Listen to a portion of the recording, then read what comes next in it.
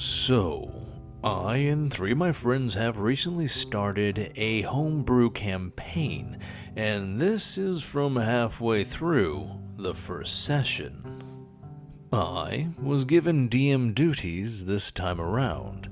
The setting is your run-of-the-mill fantasy with some anachronistic elements thrown in, like speaking stones that work as smartphones and stuff like that. The party is made up of Kamakura, a half-elf cleric, Xantrex, a dragonborn barbarian, and Andromeda, a dragonborn ranger. To set the scene, they are a group of mercenaries, fresh off a previous mission, and are told by their employer that they need to hurry out to a town situated in the middle of a nearby rainforest. They are told that they need to meet with the mayor in order to get information on the location of a very powerful and very ancient artifact. When they reach the mayor, she tells them that she will only give up the location of the MacGuffin if they assassinate a political rival. Everyone is immediately on board with this and asks no real questions other than what to look for. The mayor tells them that their target is a gnome that will be in the town square later that same evening, and if they could please use discretion in handling this matter. They find a vantage point, and Kamakura, along with Andromeda, go there to wait for their target. Xantrex stays behind to dispose of the body before too much of a scene can be made. As they wait, the amount of people in the square starts to thin. I have Xantrex roll a perception check to see if he can spot a gnome amongst the crowd. Critical fail. Meanwhile, Kamakura, along with Andromeda, are watching from above and notice a gnome trying to sneak up behind Xantrex. Kamakura rolls to see if he can shoot the gnome with an arrow. He misses. Andromeda is the one who gets the shot off. She shoots the gnome in the leg, and at this point Xantrex whirls around and sees the gnome. I want to throw him. Roll an athletics check. Nat 20. Xantrex player then describes to me the manner in which he throws the gnome. I pick him up by his feet, spin around, and yeetus the fetus into the forest. Unfortunately, the gnome was not quiet at all, and now they are currently working on a way to escape the town jail. Tildir, Dragonborn yeets a gnome. So, a little context for who's who. This is a 5e homebrew campaign with elements of Monster Hunter and Dark Souls in it.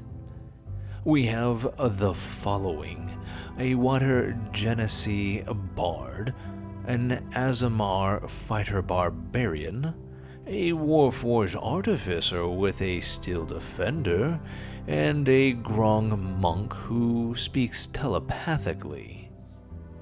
And two of our players had died the previous session, so there are two new characters in the dungeon we went into.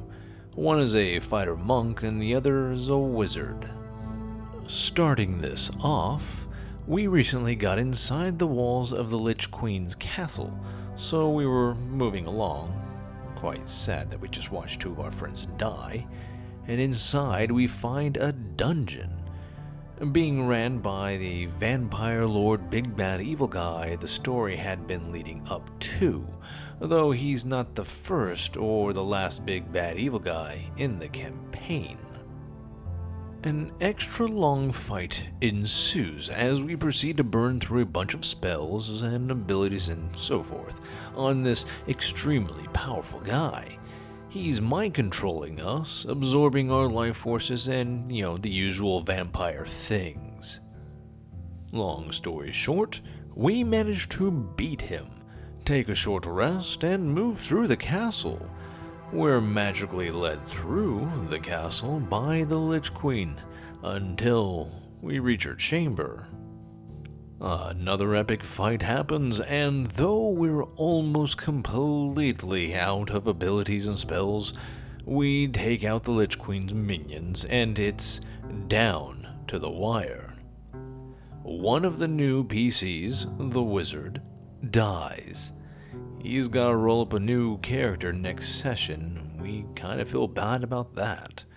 But not before counterspelling a bunch of stuff from the Lich Queen. Fighter Barbarian gets power word killed. People are dropping to death saves all over the place. We're all completely out of spells and abilities. Anyone who's still standing has less than 20 HP left. It comes up to the bard's turn. I don't have anything else. We're all gonna die. I cast Vicious Mockery. Rolls for damage. Then, silence. And a single d20 is rolled.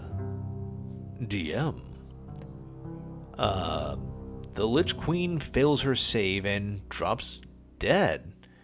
She's only has 4 HP left. Later, the Fighter Barbarian was resurrected for free, Zealot, and our new wizard friend is given a commemorative plaque in our graveyard for saving our lives multiple times that day. And that, my friends, is how our big bad evil guy boss died to a vicious mockery. Shout out to my DM for running this absolutely amazing campaign for us all. Side note, the campaign isn't over. I just wanted to let my DM know he's appreciated. We are running a long campaign about an evil wizard who cursed a gypsy folk into wandering forever. This evil wizard also had an apprentice whom the characters thought had been working against him. The party is aided by a friendly foul-mouthed druid who's tasked them to find the ingredients for the counterspell while he would make preparations at the magical nexus of Mount Honau. Along the way, they met a goofy thief called Barry. Barry would pop in and out on the occasion, giving some advice or screwing things up and asking for help. The party learned to love this childlike goofball who was only skilled at throwing knives and stealing stuff. The story, while getting the third ingredient, the thief got kidnapped and tortured by the apprentice. The party raced through the dungeon to save their friend. They found him, bloodied and broken, in the hands of his apprentice. He introduced himself as continuing his mentor's work and basically being an evil SOB. They managed to escape with their tortured thief in tow. After that, they were confronted by a Valkyrie who was the protector of an Azamar child. The Valkyrie thought that the party was there to kidnap the child. After some convincing, the Valkyrie brought them back to her camp for food and rest. Our monk was trying to find out what was wrong with the now catatonic thief. In the process, she and the cleric found a huge burn scar on the right side of his body. They were all taken aback because the apprentice was described as having multiple burn scars all over his body. And this apprentice, being the master of illusion, they started to think that maybe the thief wasn't who he said he was. After asking the Valkyrie for help in healing him, they started questioning him. They told him that it wasn't the first time that he'd met this apprentice, that he was just a normal child of a sheep farmer in a small village. and that this apprentice came to his village for some reason, burnt it down to the ground, giving him scars and branding him as his quote-unquote plaything. He told them about his mother, father, brother, and pet orphaned lamb who were burnt to death before his eyes, with his apprentice just laughing and saying, "I'm going to spare your life so you can warn others never to cross me." He showed them the brand just below his neck. Our wizard quickly noticed that it wasn't just a brand. It was a very powerful seal placed upon the thief. After some deliberating and consulting with the Valkyrie, the wizard and cleric removed the seal. It crumbled before their eyes. The thief instantly got catatonic again, and our bard, wizard, and cleric immediately noticed that the thief was accumulating a lot of magic within himself. The thief fell down to his knees while whispering something. Our rogue tried to hear him and got closer, when he suddenly shouted, "My fault!" And suddenly, rings of fire caused by the wild magic within himself roared out from him. After that, he passed out. The party suddenly found themselves in the midst of a corrupted Valkyrie whose charge had died and gone mad. Along with the Valkyrie they stopped the corrupted one and earned the gratitude of all Valkyrie kind. In return, they promised to help them with the thief. After doing everything they could, the thief awoke again. He ran outside the camp where our cleric, monk, and wizard found him, sobbing his eyes out. Through his tears, he told him his memories were false and that it never was the apprentice that burnt down everything he loved, but that it was him all along, because he couldn't handle his wild magic. He broke down even more and told them that this apprentice tried to teach him how to control his magic but failed, how he had hurt so many people, and to never touch him because he didn't want to hurt his friends. The cleric calmed him down and even helped him take control a little bit of his magic. After some more questioning, the party found out that this apprentice was never trying to help the thief, but only make it worse for his own personal gain. And after a good night's sleep in the Valkyrie camp, they decided to take the thief with them, as he could have clues of this apprentice locked somewhere in his memories. However, since the seal had broken, the thief is struggling with two personalities living in his mind and memories.